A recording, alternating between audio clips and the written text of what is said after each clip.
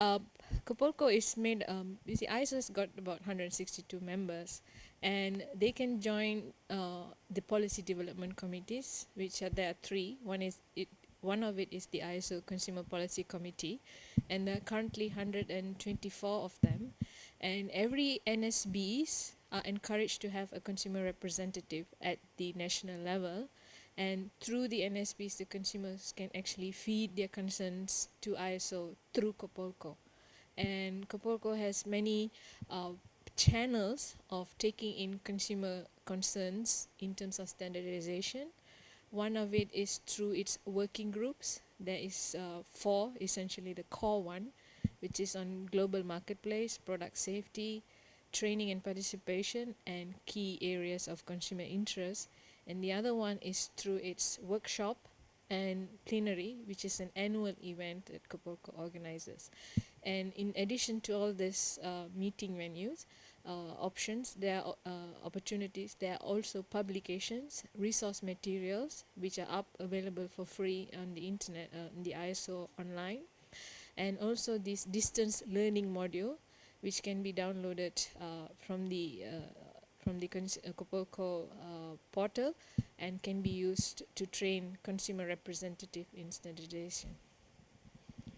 The importance of standardization in everybody life, in everyday life, is often underestimated by the consumer too. What's the reason of that? That is because consumers, they only see the product, but they don't see what goes into, what was the process that went into making the product materialize.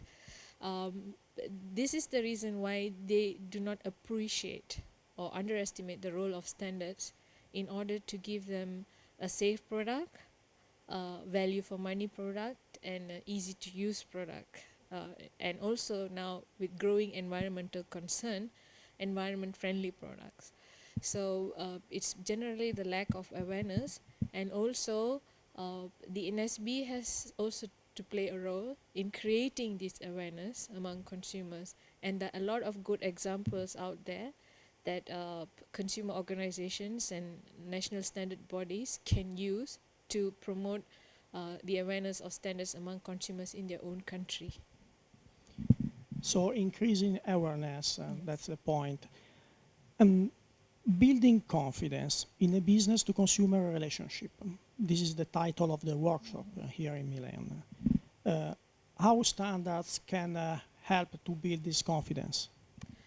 Okay, that's the workshop theme for 2014 COPOLCO in Milan. And the reason why it came up was there, especially e-commerce, online transaction, and also in a lot of in a competitive market, the businesses tend to claim certain aspects of their products, and also even in terms of manual communicating on how to use the products to the consumer, sometimes they do not understand what consumers can comprehend, or how to use the product, or whether the claims are actually genuine or it's just a marketing tool and a marketing ploy to get more consumers to buy their products. So this workshop is to address if there is an opportunity for standards to improve the communication, the confidence of consumers when businesses communicate aspects of their product to the consumers.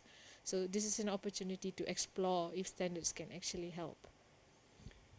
And do you think that the role of consumers in standardization policies is more important now than before?